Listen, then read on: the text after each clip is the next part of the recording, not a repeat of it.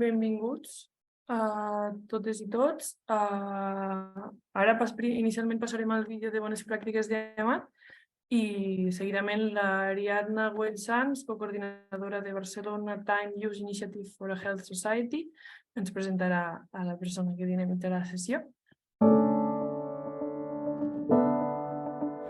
Empatia, cura, equip.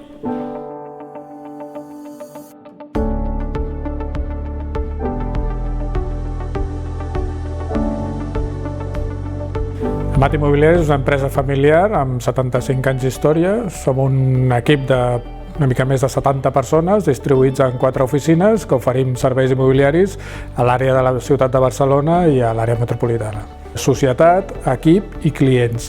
L'equilibri entre aquests 3 pilars és el que conforma la responsabilitat social de l'empresa. Les polítiques de reforma horària s'incorporen fruit de la voluntat de la primera i la segona generació de l'empresa, format per un equip exclusivament de dones. Les polítiques es comencen a incorporar a finals dels anys 90 sota un paraigua, un paradigma que és que cap dona de l'equip trunqui la seva carrera professional pel simple fet de ser mare. Les principals polítiques en reforma horària són l'increment de dies de vacances, l'adaptabilitat a situacions problemàtiques que puguin tenir els treballadors, adaptar-nos també al primer any de vida d'un fill i la desconnexió digital. Fa aproximadament 10 anys jo vaig començar a treballar a Amat. Treballàvem els caps de setmana, treballàvem tots els divendres per la tarda. Llavors, de 10 anys aquí, doncs, amb això hem evolucionat molt. Ara els dissabtes ja no es treballa, no treballa ningú. Els divendres a la tarda fem un sí o un no i, a més, el fet de treballar mitja hora més a cada dia, doncs, que tinguem, a part de les 4 setmanes de vacances que més o menys té tothom, doncs tenim una setmana al Nadal, la setmana de Setmana Santa i molts ponts al llarg de l'any també. Encara que érem una empresa de dones fins al 2008, actualment jo crec que gaudeixen per igual homes i dones de la política de reforma horària. Nosaltres és un fet que tenim molt normalitzat, però quan parles amb gent que ha treballat amb nosaltres i ara no està amb nosaltres i que sempre mantenim bona relació, doncs ells et fan veure que aquestes polítiques que a Amat veiem com normals o fora no ho són tant. Tenim una assignatura pendent ja a nivell sector, el sector immobiliari, que és poder fer les reunions de les comunitats de propietaris dintre de l'horari laboral. I nosaltres estem treballant en això, no?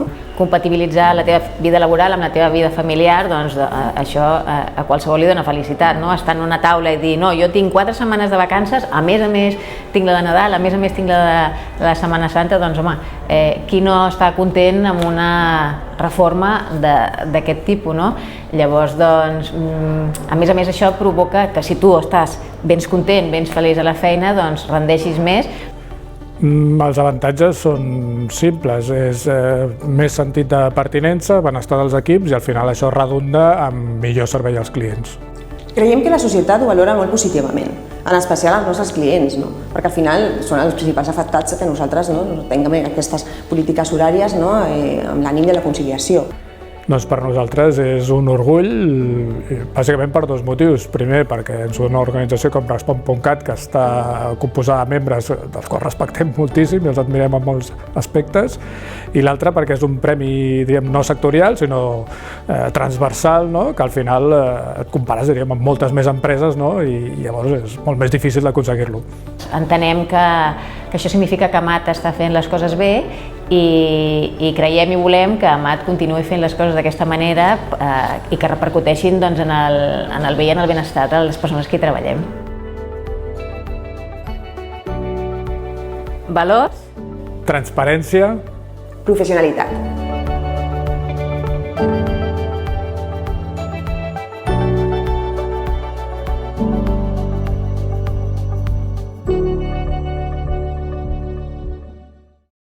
Molt bé, doncs Ariadna, quan vulguis. Perfecte, seré breu perquè crec que l'interessant és poder escoltar la Trinitat que ens expliqui l'experiència que també ha resumit aquest vídeo. Jo soc la coordinadora de la Barcelona Time Use Initiative, que és l'associació que recull el llegat de la reforma horària i per aquest motiu estic aquí. I la veritat és que és un orgull estar aquí en aquesta jornada de transferència perquè està fent una feina clau, que és reconèixer empreses que han fet realitat en el seu dia a dia, en les seves organitzacions, això que es va començar a pensar fa molt de temps sobre la reforma horària, sobre la conciliació, sobre uns horaris més saludables, més eficients, més productius i més igualitaris. I, per tant, crec que jornades com aquesta són clau perquè no només reconèixer aquelles que ja han sigut pioneres, han fet un esforç en millorar com tracten les persones treballadores i també com s'organitzen com a empresa per ser el més eficients i productius possibles, sinó que, a més, serveixen per inspirar d'altres i, per tant, espero que tant els que us heu pogut connectar avui, que veig que al final hem sigut uns quants més, com aquells i aquelles que ho recuperin després, doncs els hi serveixi també per agafar idees per seguir millorant en aquest aspecte de la reforma horària. A més, dona la casualitat que m'han invitat per introduir Amat Immobiliaris, el qual encara em fa més contenta perquè ja hem coincidit amb elles en altres espais i, per tant, és molt fàcil presentar, i crec que el vídeo resumia molt bé, que és una empresa que porta en l'ADN aquest sentit de la responsabilitat social, des que es va crear amb aquesta filosofia de combinar la vida professional amb la personal, i no només ho porta en la pràctica interna, sinó que, a més, externament també fa accions, i jo me'ls he trobat com a part del grup impulsor del Pacte del Temps de Barcelona, però a més estan involucrades en molts altres espais de millora empresarial, que crec que també és molt important que les organitzacions mateixes participin en aquests espais d'intercanvi i facin aquesta, feina de convenciment i d'intercanvi perquè altres s'hi sumin. En general, una mica la meva introducció ve una mica en la reflexió de que és important que siguin també les organitzacions les que vagin incorporant al seu ADN la importància de pensar en els usos del temps, la importància de tenir uns horaris i una organització del temps que sigui més saludable i més igualitària, perquè ens agradi o no, la nostra vida està marcada per aquest temps laboral. Si aquest temps laboral no encaixa amb els altres aspectes de la nostra vida, com molt bé s'explicava en el vídeo que ens acaben de posar, doncs ens provoca problemes, hem de canviar de feines, hem de plantejar certes decisions vitals. Per tant, és clau que des de les organitzacions també ajudem, acompanyem a les persones que en formen part a tenir aquest temps que sigui, com deia, més saludable, més eficient, perquè també es tracta que reverteixi en la productivitat de les empreses, més igualitari, i crec que aquí tenim un exemple molt bo en el qual el focus ha estat clarament en aquesta direcció, i més sostenible també. Per tant, res, crec que hi haurà un espai després per preguntes també, i us animo a participar-hi. Ara, una vegada la Trinitat ens hagi explicat la seva experiència, i sobretot a reflexionar plegades i plegats per poder aplicar aquestes experiències en cadascuna de les nostres organitzacions i les nostres peculiaritats. Jo, si us sembla, ho deixo aquí i donaria pas a la Trinitat. Molt bé, fantàstic. Doncs moltes gràcies per les teves paraules, Ariadna. I la veritat és que nosaltres estem molt contents, molt contentes i molt orgulloses d'aquest premi. D'aquest premis com aquest, al final, empreses petites com nosaltres, d'un sector que moltes vegades no té molt bona premsa, doncs és molt d'agrair.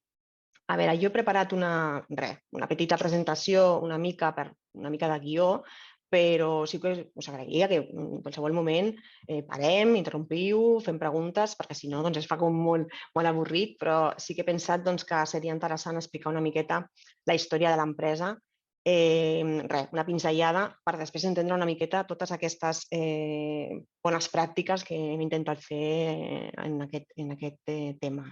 D'acord? Doncs vaig a compartir, a veure si ho veieu bé. Sí? Vale, fantàstic.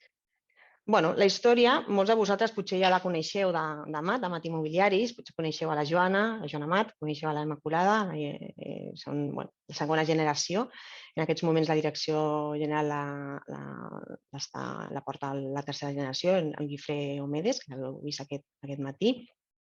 L'empresa es va fundar el 1948, era una empresa que va fundar el Joan Amat, el pare de la Imma i la Joana, i era una administració que portava una cartera de clients que li portava l'administració de les seves propietats en lloguer. Desgraciadament, el Joan Amat va morir quan l'empresa només tenia 4 anys des de la seva constitució i els va deixar, la Concepció es va quedar vídua a una nena de 2 anys, que era la Immaculada, i amb la Joana, que va néixer justament el dia següent de l'enterrament del pare. I que realment, en una situació bastant complicada per a aquesta dona, que jo crec que des del començament ja va marcar molt totes les coses que van passar. Ella, que era una dona amb molta empenta, molt valenta per la seva època, la veritat és que va pensar que estava capacitada per poder continuar amb aquesta empresa familiar. La senyora Concepció sempre s'explicava que encara que ella s'ocupava, com tantes dones en aquella època que deixaven de treballar per cuidar la família quan es casaven, que el seu marit sempre li explicava quan arribava a la nit com anaven els clients, com anava el negoci, i que ella es considerava que podia estar capacitada perfectament per continuar endavant aquesta il·lusió, aquesta empresa que amb tanta il·lusió havien creat. Es va trobar un sector molt complicat, el sector immobiliari, que ara mateix continua sent un sector bastant masclista, imagineu, als anys 50. Ella va perdre el primer any el 50% de la cartera de clients, perquè, clar, imagineu, una dona portant el meu patrimoni, no era precisament, no estava molt ben vist, i ella igualment, amb tots els problemes que tenia, perquè penseu que ella anava a fer les visites amb els clients amb el seu germà, perquè no podia anar sola, anava als bancs amb el seu germà, anava al notari sempre acompanyada, o sigui, realment va tenir molts impediments, però era una dona, de veritat, una gran emprenedora i amb molta capacitat, i de seguida va recuperar aquests clients que havia perdut i es va veure que necessitava ajuda, perquè, clar, ella s'havia traslladat al domicili familiar amb el seu germà, la cunyada, nebots, per poder que l'ajudessin amb el tema de les criatures, però, clar, necessitava algú que l'ajudés. En anys 50, un poble, Sant Just Desvern, perquè l'empresa es va fundar a Sant Just Desvern, una persona, una senyora viuda, ella que era bastant religiosa, doncs clar, ella va pensar, no puc contractar senyors, perquè clar, imagineu què diran, no? Llavors va pensar, no, tinc que contractar dones, aniré a l'escola de Sant Just i aquelles noies que no vulguin continuar una carrera universitària, doncs les contractaré i jo mateixa les formaré amb l'administració. I així va fer. Va començar a contractar dones, o sigui que la història d'Amat amb només dones va ser una mica això, aquest motiu una mica més cultural, per la qual la Concepció va començar a crear aquesta empresa de dones. La Immaculada i la Joana de seguida van començar a treballar amb la mare. Elles formalment es van incorporar al 1960, però sempre expliquen que elles des de petites sempre estaven molt vinculades al despatx, a l'empresa, com deien elles, i inclús explicaven que en 14 anys anaven a cobrar rebuts pels pisos, els rebuts de lloguer, i ja va ser en aquesta època que elles van començar a conscienciar de tota la problemàtica social, perquè en aquella pràcticament tothom vivia de lloguer i veiem moltes coses en aquestes visites. I van continuar, van anar ampliant els serveis, perquè nosaltres som una empresa de serveis, van començar amb administració de lloguers, però de seguida que es va crear la llei de propietat horitzontal van començar a administrar comunitats de propietaris. L'any 70 es van incorporar al col·legi d'APIs, que llavors també comercialitzaven tant en venda com en lloguer. Després, més endavant, el 2004, van fer la consultoria jurídica per tots aquests temes immobiliaris, o sigui que realment han anat ampliant tots aquests serveis dintre del sector. Però elles es van trobar que quan es van incorporar, les joves, universitàries, amb moltes idees, moltes ganes, molta empenta, es van trobar una barrera bastant important al sector, que continuava sent bastant masclista. De fet, elles sempre expliquen que quan anaven a les reunions al col·legi o que anaven a les reunions de la professió els deien les niñas Amat, o sigui que realment es trobaven moltes dificultats i aquí és quan elles van prendre la decisió de continuar una mica el que la seva mare havia fet de contractar només dones perquè elles volien demostrar que les dones podien fer carrera al sector mobiliari i fer-lo molt bé, tenir família o no, el que elles volguessin, i per això va ser el fet de continuar contractant només dones. Un motiu, una motivació que va ser més cultural per part de la mare, doncs per part d'ella sí que era més motiu, més polític. I fins al 2008 va ser una empresa de dones, atenent a tots els departaments de l'empresa, en departaments de gestió i departaments d'atenció al públic, departaments comercials, o sigui que estem parlant de molts serveis que la veritat és que ocupen moltes hores al dia d'aquesta atenció personal al client, i per això una miqueta de les polítiques que després us explicaré doncs van sortir una miqueta d'aquí, als 80, als 90, perquè elles havien de ser imaginatives per poder, sempre ho explica, per elles era un problema que les dones, quan volien tenir família, de seguida, clar, el tema dels horaris, el tema ho posaven en una balança i veien que veien com grans professionals i persones molt resolutives volien deixar la feina per tenir família, i elles ho trobaven sempre molt frustrant, i per això va ser quan elles ja van començar a imaginar coses, diferents combinacions, quan la paraula conciliació ni tan sols existia en aquella època. Al 2008 ja van incorporar, la llei de paritat ens va obligar, entre cometes, a incorporar homes a l'empresa. Actualment continuem sent tenim un 75% de dones encara, perquè penseu que hi ha departaments que tenen molt poca rotació i moltes de nosaltres ja ens vam incorporar en l'època en què només eren dones. Jo em vaig incorporar a l'empresa el 2002 i érem un equip de 45 dones, crec, i realment també és veritat que això es nota actualment. Encara que, evidentment, totes les polítiques horàries o totes les polítiques de conciliació s'apliquen per igual a homes i dones, evidentment. Amb això nosaltres pensem que no pot ser diferent. Quines són aquestes actuacions? Doncs, una miqueta el que el vídeo ja s'ha comentat, que ho explicava la meva companya, Raquel, era que ja a finals dels 80, principis dels 90, un dels problemes, les problemàtiques més grans que tenia l'empresa era les vacances escolars. Una cosa que sembla...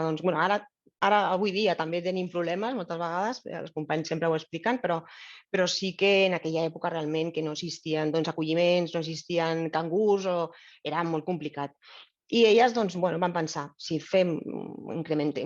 treballem més hores cada dia, fem aquesta pressió, aquesta bossa d'hores, intentarem tancar l'oficina en aquells períodes que les nostres treballadores necessitin estar amb la família.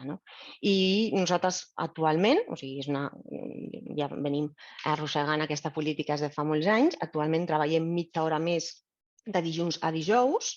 Això ens permet fer aquest increment de dies de vacances i fem 6 setmanes de vacances a l'any. Una per Setmana Santa, que històricament sempre hem tancat les oficines i continuem fent.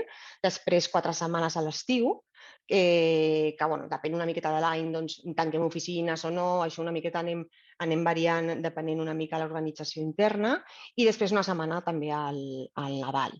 Intentem fer tots els ponts possibles, dintre cada any varia una miqueta depenent de la bossa d'hores que hem pogut aconseguir, però sempre una mica la idea és tancar el màxim de ponts possibles.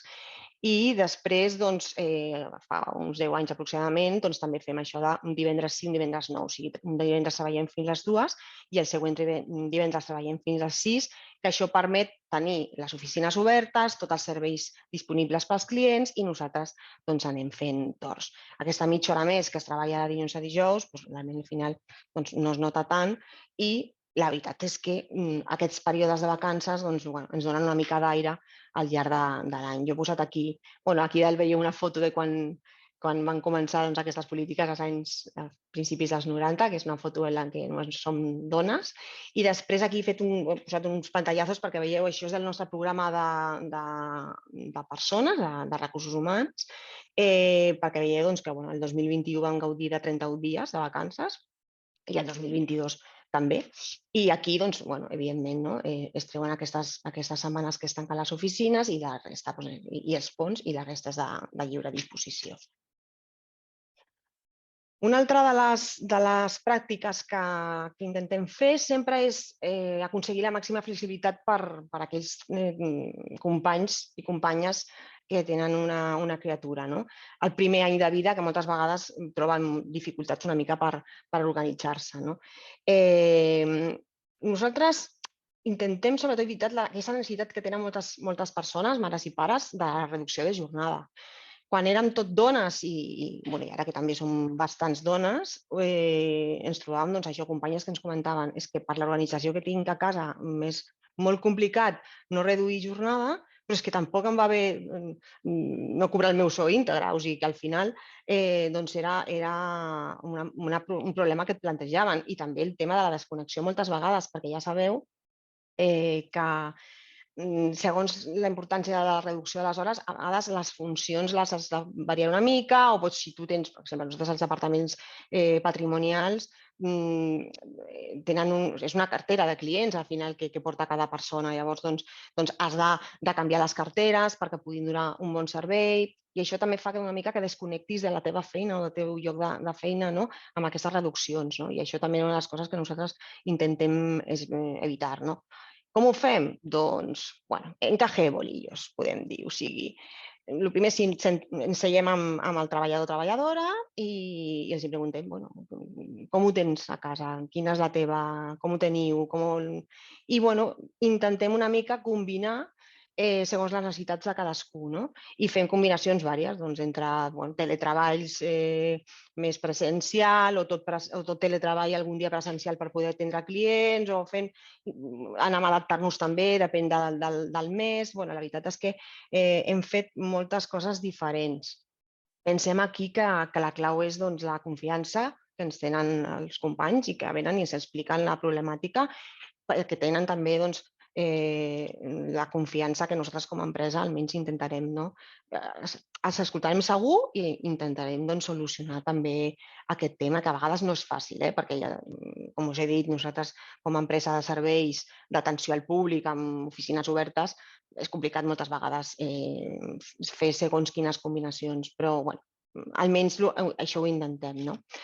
Després, igual que el tema dels fills, també ens trobem moltes situacions i circumstàncies que sobtadament es produeixen amb pares, amb parelles, amb germans, amb familiars. És que la vida poden passar moltes coses que a vegades et ve quan no t'ho esperes, i nosaltres com a empresa volem que tinguin la tranquil·litat de que almenys en el tema laboral nosaltres els farem costat.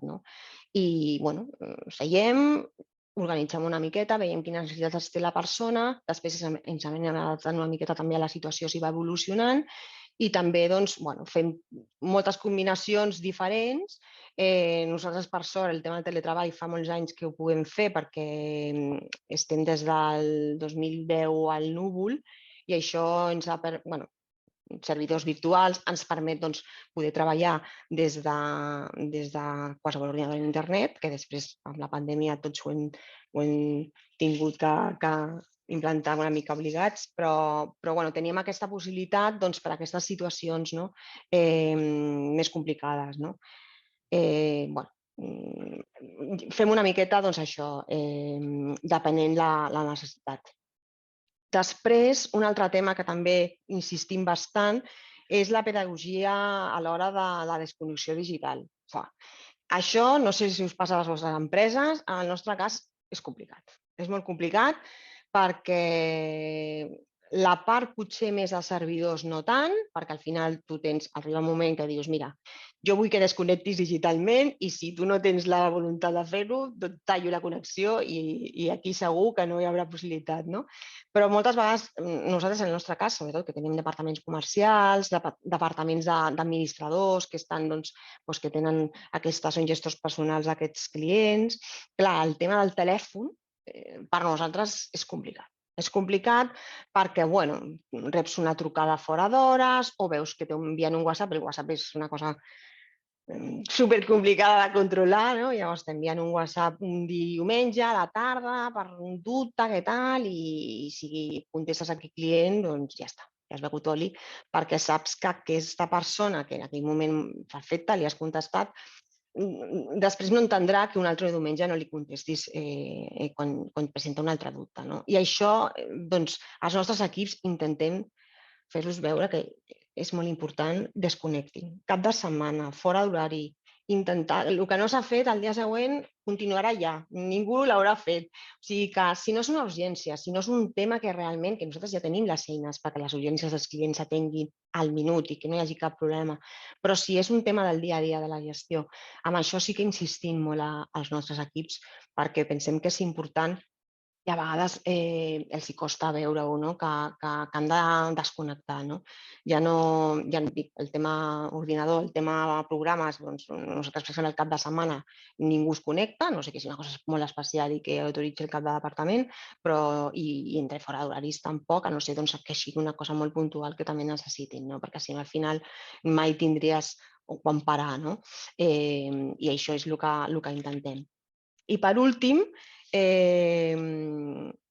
això no és ben bé tema d'horari, no és ben bé tema més de política, però sí que és una cosa que ens ha anat molt bé i que volia compartir amb vosaltres, que era que nosaltres des del 2017 vam posar a disposició dels companys un servei telefònic d'atenció psicoemocional i social. Perquè nosaltres som conscients que les emocions tenen molta influència en la nostra vida personal i professional. I nosaltres creiem que era una forma d'ajudar, que el 2017 va tenir una bona acollida, però que després, per desgràcia, l'any de la pandèmia, el 2020, realment va anar molt bé per poder assistir a totes aquestes persones, qui va voler, que va trucar, perquè penseu que és un telèfon que pots trucar per si vols assessorament o vols ajuda psicològica o un consell a nivell social, doncs si tens situacions de crisi personal, d'angoixes, de temes d'ansietat, de situacions especials a casa, trastorns d'alimentació, addiccions, qualsevol tema que tu t'angoixi, que et preocupi, pots trucar a aquest telèfon, que està disponible les 24 hores els 365 dies de l'any. És gratuït, és totalment confidencial, l'empresa no coneix qui truca ni els temes. Nosaltres només ens diuen al final de l'any quantes persones, el número de persones que han fet servir el servei i la veritat és que tot el nostre equip, almenys és el que ens traslladen, els agrada molt tenir aquesta possibilitat, no? Que si en algun moment donat necessiten aquesta ajuda psicològica puguin trucar aquí i algú els pugui orientar. No? I per nosaltres és molt important. I bé, per mi ja està. Us he explicat una miqueta resumidament què són les coses que fem així principals. I sí que us convido ara, si teniu preguntes o si voleu compartir, perquè jo sempre pregunto molt i sempre estic molt pendent del que fan altres empreses, perquè penso que tot el que sigui millorar, encara que nosaltres som una empresa petita i ja us dic, no? De serveis, que això et limita molt i que hi ha moltes coses que sents, aquesta empresa fa això, i dius, que bona idea, però després intentes aplicar-la a tu casa teva i dius, com començo, no? I que estic jo també disposada a sentir les vostres aportacions, encantadíssima.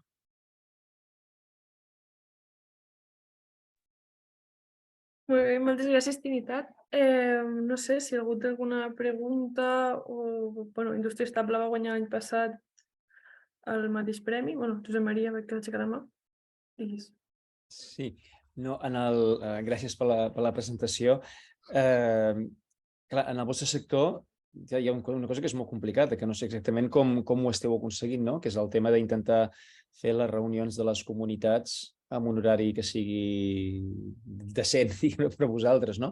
Clar, això ho podeu aconseguir en algun cas, però de generalitzar-ho, com ho feu possible? Perquè entenc que ha de ser molt complicat aconseguir aquest repte en el vostre cas.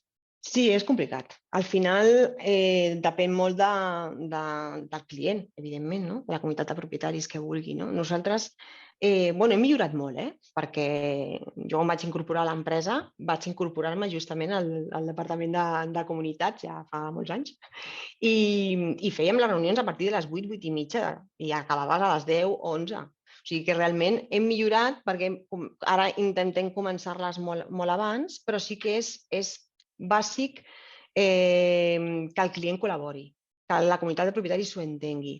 Moltes vegades també t'ho plantegen. A mi em va bé la reunió quan jo també he sortit de la meva feina, no?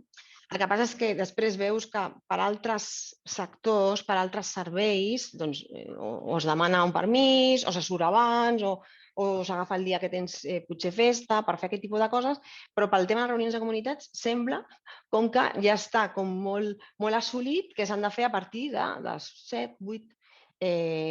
Normalment nosaltres també intentem que es facin també a una oficina, a un despatx, amb les eines suficients per poder atendre perfectament aquesta reunió, no? Que al final és una vegada a l'any. Hi ha comunitats que tenen més problemes i potser han de fer més reunions durant l'any, no? Però l'habitual és la reunió ordinària que per llei la comunitat està obligada a fer. I moltes vegades els companys que comencen a les 8 del vespre a un pàrquing, a un vestíbul, amb condicions una mica complicades per poder portar una reunió i la veritat és que és complicat, és complicat. Nosaltres intentem, això, parlar amb els clients, reeducar una mica, explicar-los els avantatges de fer una mica més d'hora, de que podem fer el nostre despatx, que també això, no? De fer reunions només les necessàries, d'intentar delegar al màxim dintre del que la normativa ens permet per poder prendre decisions, inclús moltes vegades també a nivell, fer un Zoom i fer una reunió. El que passa és que sí que és veritat que, per exemple, en el 2020, durant l'emergència, sí que ens va permetre fer reunions amb validesa legal a nivell online i després això, quan els decrets han finalitzat, tornem una altra vegada que l'obligatorietat de fer-la de forma presencial. Llavors, això fins que la llei tampoc ens ajudi i ens permeti que els administradors puguin fer també reunions vàlides totalment amb les eines adequades de seguretat online, continuarem tenint això, persones que arriben a casa molt, molt tard. I això ens passa també perquè tenim administradors i administradores amb fills petits o que a vegades han tingut que anar a casa i tornar a fer la reunió, i coses que realment són una mica rares. Però costa. Hi ha de tot, hi ha clients que ho entenen, ho veuen i que es posen d'acord, i si hi ha algun veí de la comunitat que no pot assistir a aquella hora, delega el seu vot i ja està, però la majoria prefereixen fer-la una miqueta continuant amb aquesta cultura de fer-les molt tard. És complicat. Per nosaltres ara és un repte que tenim sobre la taula, intentar cada reunió, a poc a poc, anar allà convencent els clients per anar avançant, mitja hora, fins que arribem a algun moment que es pugui fer dins de l'horari laboral. Gràcies. Gràcies a tu. Veig que hi ha el Sergi, em sembla que... Sí, hola, bona tarda. Hola. Moltes felicitats pel premi. Gràcies. Treballeu molt bé el tema de reforma horària, la veritat. He vist que presentàveu que feu pedagogia en la desconnexió digital en tema de teletreball. Tenia una pregunta respecte a això. Feu una formació específica a les persones? I si aquesta formació, després de fer la formació, feu una avaluació de si es compleix la desconnexió i etcètera, que la gent també dediqui el seu temps personal. A veure, formació no en fem directament, o sigui, tal qual. El que sí que és veritat que sí que portem un control de connexió. Perquè al final, nosaltres, quan els nostres companys fan teletreball, la majoria, vull dir que potser el 90% de les persones que en algun moment donat fan teletreball, encara que nosaltres, ja et dic, fem en situacions molt puntuals perquè per la tipologia de servei que donem no hem d'estar a les oficines, però el quasi 95% dels companys també tenen atenció telefònica. Això suposa que nosaltres insistim molt que coincideixi la connexió amb el temps que estan de connexió telefònica tenint el client, que pot trucar en qualsevol moment, no? Llavors, això sí que controlem molt i al final, quan tu veus que volen acabar amb alguna cosa i tal, no sé què, i al final veus que estan connectats a les 9 del vespre, doncs al final sí que els hi dius, no? Escolta'm, intenta fer-lo abans, intenta no connectar-te a aquesta hora, per nosaltres no treballem sobre objectius directament, sinó que és una gestió diària d'incidències. Per tant, per la tipologia de feina que nosaltres fem, tu pots deixar de treballar a aquella hora, no sé que tinguis una urgència, evidentment, no deixaràs el client tirat, però pots deixar de treballar perfectament a aquella hora i al dia següent continuar amb les teves gestions. No? I si n'hi ha alguna dificultat o algun problema puntual, doncs ho comentes a tu cada departament i ho parlem i veiem exactament què podem fer. No hem fet una formació específica. El que passa és que sí que és veritat que jo crec que la gent cada vegada és més conscient d'això. I t'ho venen a dir directament. Tinc un problema de feina, tinc una càrrega de feina perquè veig que a les 6:30 no sóc capaç de deixar-la. Llavors, doncs, bueno, anem una mica a veure què passa, no? Anem a analitzar, no? A veure si és que... Perquè al final, si no pots deixar de treballar és perquè és un problema de l'empresa, no de la persona, no? Perquè dius, si té una càrrega de feina és per alguna cosa. Pot passar-te un dia puntual, pot passar per una circumstància, pot passar per... Però si cada dia de la setmana és un drama perquè veus que és l'hora i que no pots acabar i és molt urgent i l'has de fer, al final és un tema a analitzar per nosaltres directament. Moltes gràcies. Sí, nosaltres el que fem, a vegades quan veiem que la gent es queda més temps en el lloc de treball, iniciem estudis que es diuen estudis llargs de temps per saber on es perd realment el temps, si en tema administratiu, en terme d'interrupcions, etc. I és més o menys el que dius tu, que ens ho traslladen o ho veiem per un altre cantó i llavors apliquem mesures. Clar, Sí, està molt bé. Clar, nosaltres el tema del telèfon és un tema que com estàs connectat, que t'estan entrant trucades, evidentment, el tema de perdre el temps, vull dir, tens el client que és el que t'està una mica controlant, entre cometes, no? O sigui, no pots desconnectar-te perquè realment pots tenir en qualsevol moment una trucada d'un client que necessita la teva atenció, no? I tal. A veure, nosaltres, com a empresa de serveis, en moments, això, de molta... A vegades, tenim també moments de tensió, també, perquè els clients es poden posar nerviosos, quan tenim incidències, quan hi ha problemes, quan et passa alguna cosa i has de trucar a l'administrador, doncs normalment vols la solució en aquell moment i tal. Podem dir que tenim equips realment en aquest sentit que estan molt pendents d'això, que estan treballant sempre, vull dir, no perdre el temps. No crec que hi hagi la necessitat tampoc una miqueta d'analitzar-ho en aquest sentit, no?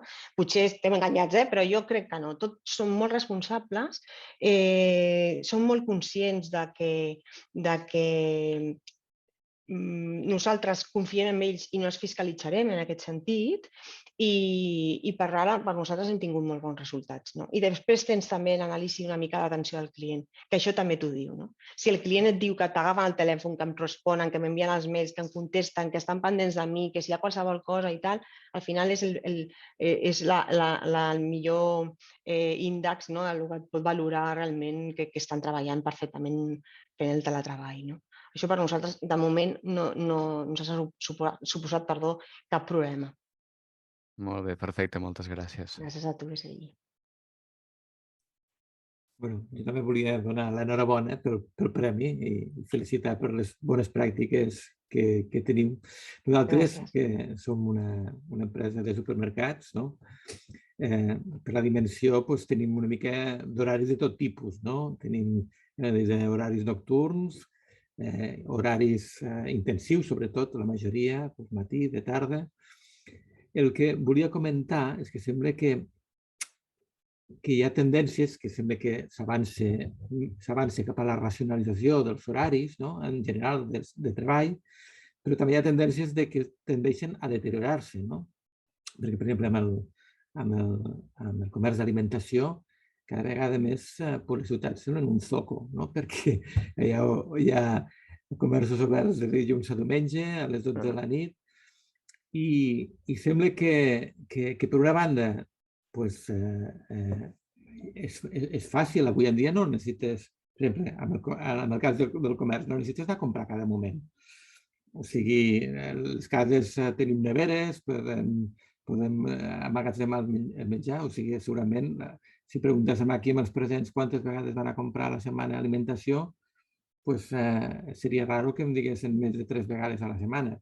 O sigui, però, per una altra banda, la facilitat aquesta de poder tenir sempre coses obertes per qualsevol emergència fa que sembla que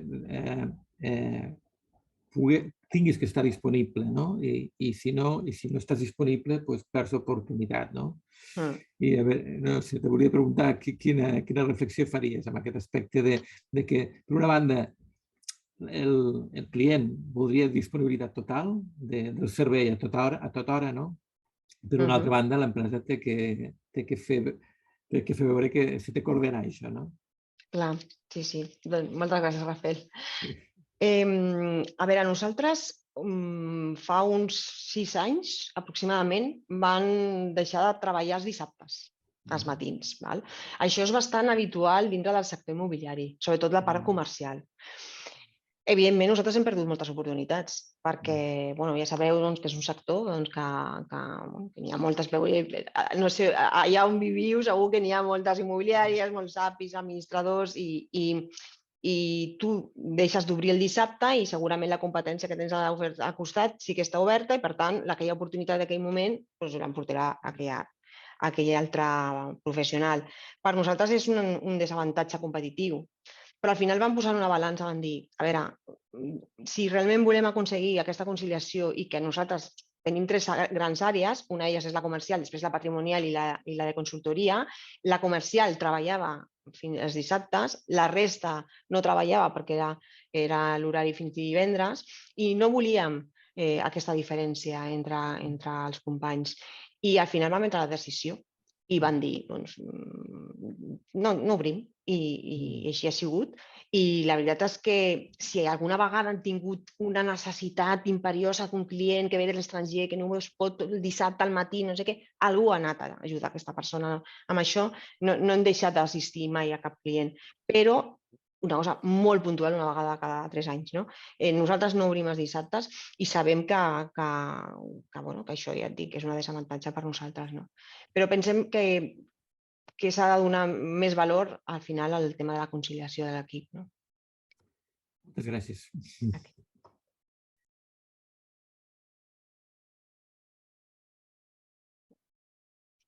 No sé si voleu compartir alguna cosa que feu a les vostres empreses que... Nosaltres també, en l'època de Covid, una mica abans inclús, però sobretot en el Covid, vam implantar ja el teletreball i malgrat SAC, sobretot en els serveis centrals,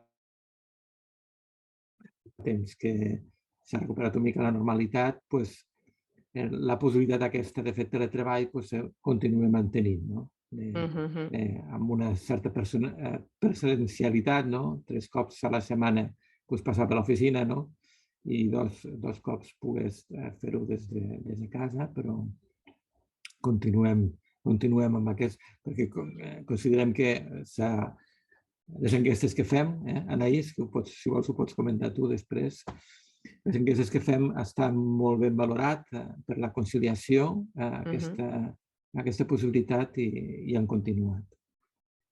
I, de fet, seguint amb el que diu el Rafael, a nivell de la seu central de les oficines, crec que tenim polítiques molt positives a nivell d'horaris, perquè tenim total flexibilitat horària, fins i tot pots variar una mica, si el dilluns vols començar a les 7, el dimarts a les 8, vull dir, hi ha flexibilitat, sempre en comunicació amb el teu cap directe, a part gaudim del teletreball des de la pandèmia, que ha tingut una rebuda excepcional. De fet, anem fent enquestes cada 6 mesos per seguir valorant l'acceptació per part de la gent d'oficines i, de fet, ara n'hem fet una recentment i els resultats continuen sent molt positius. Sí que fem només 2 dies a la setmana, però la gent ja considerem suficient i una bona forma de compatibilitzar-ho, no? amb els compromisos familiars i personals. Ara bé, la problemàtica és la que diu el Rafael, la problemàtica la tenim a les oficines, a les botigues. La botiga, clar. I el que diu el Rafael, sembla que a vegades la tendència sigui a cada vegada tenir un ventall d'hores, la botiga, més hores la botiga oberta, tenir una disposició absoluta als clients. I m'ha agradat també aquesta reflexió que has fet, Trinitat, de dir, a vegades sabem que potser perdrem alguna oportunitat de venda, però potser hem de reflexionar i veure. Durant la pandèmia, de fet, Rafael, els dissabtes a la tarda no obríem, per exemple, per donar-los més hores de descans als nostres treballadors, ja que vam ser un dels sectors que més vam patir amb l'exposició. Durant la pandèmia es va decidir, no sé si es tancava a les 2 o les 3 del migdia els dissabtes. Sí. I fins I el així dilluns. també podíem descansar més perquè tenien una càrrega de treball molt elevada. Durant, no sé si va ser un parell de mesos, es va fer aquesta reforma, aquest canvi. És això, s'ha d'arribar a la reflexió de dir què compensa més. Hem de cuidar els nostres treballadors, hem de mirar per ells i potser hem de començar a fer passos d'aquestos. Potser també serem els primers de la fila, perquè la resta de societat, la resta d'empreses, la resta d'empreses del sector serveis es s'uneixin amb aquest tren i la societat vagi canviant al final. Clar, sí, és veritat. Al final, no només són els consumidors, o en aquest cas els clients, el cas de casa nostra, els que han de pensar també. Són les empreses també que en aquest sentit jo crec que hauríem d'anar més a l'una al prendre aquest tipus de decisions, perquè al final, si tots els supermercats o totes les botigues tanquessin a la mateixa hora, ja no perquè la normativa t'obliga o no t'obliga, et permeti o no et permeti, sinó perquè tanquem a aquesta hora i si no tens alguna cosa, doncs ja el dia següent ja veurem, i si no, doncs com diu tu, Rafael, ja segur que ho tenim. El que passa que és complicat. És complicat perquè ara estem en un temps de que tot ho vull ja, és ràpid, estem acostumats a comprar per internet, aquest tipus de coses, que això, per una banda, ha anat bé o ha fet bé, i per altres, doncs, no tant, perquè la immediatesa la tenim moltes vegades en molts serveis i pensem que això ho podem tenir en tot. Llavors és molt complicat. Nosaltres, si tinguéssim obertes les oficines el diumenge al vespre, encara vindria algun client a demanar-te, no sé, un rebut. Que dius, si és que el rebut ho pots tenir online, ho pots veure el dilluns al matí, o sigui, no passa res, però veurien obert i vindrien a buscar-te un paper, Vull dir que jo crec que és complicat i hauria de ser una reflexió de tots, d'empreses, de consumidors, de clients, de tots una miqueta, perquè tu és veritat que veus que la botiga tanca a les 8:30 i són 23 i encara puc agafar corrents una cosa, no sé quant, no tens en compte que ja hi ha persones que et miren allà com dient Déu meu, que avui tampoc sortirà a la meva hora, i no ho tenim en compte, no som conscients de tot això. És a poc, ja et dic, nosaltres d'immobiliàries n'hi ha molt poques que tanquem els dissabtes, però al final has d'apostar per això, i reeduquem els clients per no fer les reunions a l'última hora, ni intentem, anem fent, i pas a pas, a poc, i al final suposo que aconseguirem, això esperem.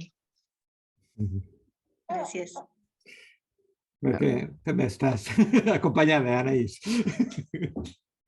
Sí, ja m'he disculpat al principi per si causava alguna interrupció, però bueno. Que va, sí, es porta perfecte. Jo sap greu, us tindré que deixar un moment, també. Moltes gràcies, Trinitat. Gràcies a tu, que vagi bé. Adéu. En el nostre cas, el teletreball, sí que és veritat, durant la pandèmia vam utilitzar-lo molt, i llavors després de la pandèmia l'hem deixat com a eina, perquè nosaltres no treballem cara al públic, però sí que necessitem a vegades veure'ns les cares i treballar en equip, i això trobem de faltar. Si hem deixat, per exemple, si una persona en aquell moment té els nens malalts i tal, i ha d'anar a treballar a casa o per alguna altra cosa, se permet perfectament sense demanar un permís a direcció i se li permet. Llavors, nosaltres també apliquem algunes eines en tema de reforma horària, que nosaltres tenim implicada una jornada de 4 dies en un sector productiu. I què vam fer? Vam reduir les hores que fan en una setmana, però en 4 dies. Ells treballen 9 hores 45 i llavors què els hi permet? Doncs, per exemple, el dijous és un sector productiu que el dijous a la tarda a les 4 se'n van a casa i no tornen fins dilluns. Però en el nostre procés, clar, són màquines que s'han d'encendre uns túnels molt grans i el que ens va permetre? Normalment els divendres sempre normalment eren més curts, perquè abans del cap de setmana sempre plegues abans, no? Llavors, encendre les màquines els divendres ens suposava gastar més energia que un altre dia perquè fabricaves menys metres. Llavors, l'ampliar aquests dies de dilluns a dijous ens va permetre fabricar més metres i a part reduir també el consum energètic. I a part la gent també estava més contenta. És una de les eines. I una altra de les eines que també tenim, per exemple, és que al sector, al procés comercial, les persones que hi treballen, que puguin viatjar, si van molt lluny, puguin viatjar amb la parella o amb una amica o un familiar. Llavors, com que una habitació costa el mateix pràcticament per una persona o 2 persones, l'empresa també paga l'habitació del acompanyant i permet viatjar. I així també la conciliació familiar, la gent que viatja molt no s'hi veu tan afectada. No, això és molt bona, és bona idea. Perquè és veritat que després, quan acabes la teva jornada, i estàs allà potser a una ciutat, que si tens algú per acompanyar-te, és molt bona, sí, és molt bona idea. Sí, nosaltres pensem moltes coses, sempre estem intentant, cosa que a vegades, clar, et limita bastant. Clar, nosaltres, per exemple, en la part comercial, clar, ens veiem pisos, no? Al final és presencial, no? Aquest comercial potser algun dia pot quedar-se a casa per fer més feina interna i tal, no? Però al final és ensenyar pisos, al final el farà que pugui fer la seva feina, no? I de moment aquest país volem llogar i comprar veient el que comprem i el que lloguem. O sigui, això de fer-lo virtual encara no ens ha arribat, no? Potser més endavant en un futur, no? Però ara volem allà aixecar la persiana, veure la finestra i veure les vistes i s'ha de fer presencial al final aquestes visites, no? O sigui, a vegades, això, no? Intentes fer coses una mica més imaginatives, però, bueno, que trobes també que és complicat, depenent al departament, no? Però, bueno, continuem. No, però això és bona idea, això de que viatgi, és veritat, no? Sí, clar, ells generen també punts de viatge i llavors també l'aprofiten per la parella o així, per tant no suposa tampoc un gasto. Clar, no, està bé. Sí, molt bé. Un apunt molt ràpid, que estem a punt d'exhaurir el temps. Us he posat aquí en el xat un enllaç on tenim totes les bones pràctiques que s'han recollit en aquestes 7 edicions dels premis en reforma horària. Aquí trobareu tot el que fa Mat, que és molt interessant. També trobareu tot el que fa Tapla. En veritat són dos sectors d'activitat potser una mica atípic per implementar aquest tipus de bones pràctiques. La veritat és que a mi cada any em sorprèn com empreses, per exemple, una empresa de serveis, una empresa de producció industrial com és Tapla, com són capaces d'articular tot això i desenvolupar-ho i ser referents fins i tot. Vull dir que felicitats als dos. I en aquest recorregut que portem, a mi una empresa que també em va cridar una mica l'atenció, i no pel sector d'activitat, sinó com ho estaven treballant, és Playbrand, que la trobareu també aquí, que tenien bones pràctiques com, per exemple, ells feien treball en digital, és una empresa de comunicació, i sobretot el que volien anar a buscar és millorar la gestió del temps, conciliaven moltíssim, tenien molta flexibilitat, però a més tenien un parell de bones pràctiques molt xules, que compartiré amb vosaltres com una mica anecdòtic, i cadascú que ho reculli i ho apliqui com pugui. Al matí tenien una hora en què ningú, o sigui, era només per ells organitzar-se la feina. O sigui, ningú entre ells s'enviava mails ni es feia res, organitzar-se la feina. Després hi havia una altra hora en què només se tenia respostes a clientela. Senzillament, no se tenia res més que donar resposta a la clientela, coses que se'ls havien demanat. I després hi havia una altra hora, que em sembla que era a les 12 del migdia, que era la happy hours, que era un moment en què hi havia una altra manera, o sigui, hi havia establert una altra dinàmica de treball. Per tant, la veritat és que cadascú ha d'alguna manera fer-se un traje a mida, no? L'activitat, la dimensió que tens fins i tot i com es treballa, si hi ha més teletreball o menys, com aconsegueixes. Però al final jo crec que és bastant el que deia la Trini, és un encaje de bolillos a vegades que has d'anar fent manualitats i anar gestionant la casuística i la particularitat de les persones. Sí, exacte. Sí, doncs sí que me miraré el recull, perquè sí que és interessant veure, no? Perquè hi ha coses que potser pots adaptar, pots fer igual. No, està bé. Tothom té idees, perquè tothom va pensant i al final agafar totes aquestes idees i veure com et poden ajudar a tu a millorar i a fer més coses per anar avançant. Sí, sempre és bo tindre aquest catàleg de bones pràctiques per poder-lo adaptar, perquè fins fa uns anys, fins que no vau aparèixer a vosaltres, no hi havia un lloc on podries anar a consultar i havies d'imaginar o inspirar-te o allò, doncs... gràcies a vosaltres també ens podem inspirar més fàcilment, la veritat. Sí. Sí, la veritat és que sí, poder tenir això, no? Un espai on veure altres empreses molt grans, perquè hi ha algunes empreses molt grans i altres petites, però que veuen que al final tothom tenim les mateixes problemàtiques, tothom tenim els mateixos problemes, tothom volem el millor pels nostres companys i que, està molt bé tenir espais així per poder trobar-te i veure que no estàs sol dintre del món laboral, sí. Genial. Doncs no sé si voleu que faci una mica conclusions, Marta, Joana, Joan Maria. Espero vosaltres com a per ser puntuals, ja que estem en el taller de reforma horària, hauríem de poder respectar aquest temps. Doncs crec que una de les grans conclusions és aquesta que just ara comentàveu vosaltres, aquesta diversitat de sectors, però a la vegada com a vegades ens trobem amb els mateixos problemes, amb temàtiques comunes que després hem d'adaptar a la nostra realitat, però que realment ajuda molt al compartir aquí. Jo em quedo amb idees clau per realment fer realitat aquest canvi d'horaris i d'organització del temps. Crec que s'ha parlat bastant del tema de la sensibilització i la comunicació com un aspecte fonamental perquè s'entengui el per què es fa i què s'ha de fer, la importància de poder fer aquests canvis, tant a nivell intern, la Trinitat explicava a nivell de desconnexió digital, per exemple, com cal aquesta pedagogia perquè realment internament també s'apliqui, i també molt important a nivell extern. I m'ha agradat molt aquesta reflexió compartida que s'ha fet del context en el que ens trobem, de disponibilitat immediata de molts i molts serveis i com això també afecta després a les empreses que heu de donar resposta a aquests consumidors. A vegades ens queixem de la nostra empresa i nosaltres com a consumidores després també ho volem immediat, vull dir que tenim aquestes contradiccions internes, però penso que aquí també aplica molt aquesta idea de sensibilització, de comunicació, de per què decideixes tancar aquest dissabte, per què decideixes canviar aquests horaris cap als teus clients i clientes. I per tant,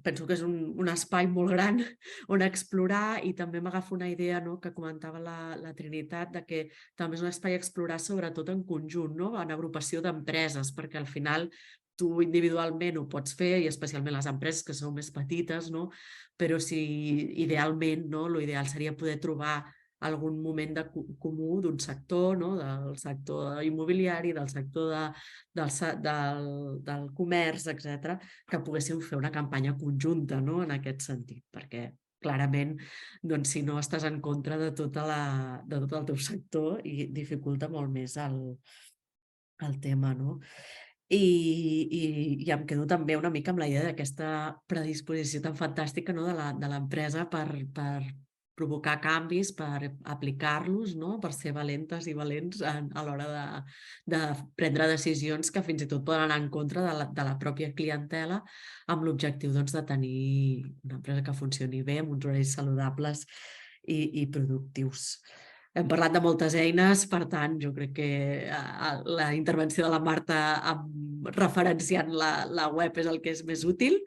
I res, per mi ha estat un plaer escoltar-vos i també escoltar una mica les preocupacions i reptes clau. Gràcies per ser-hi. Molt bé, moltes gràcies a tots. Gràcies. Gràcies. Gràcies, adéu.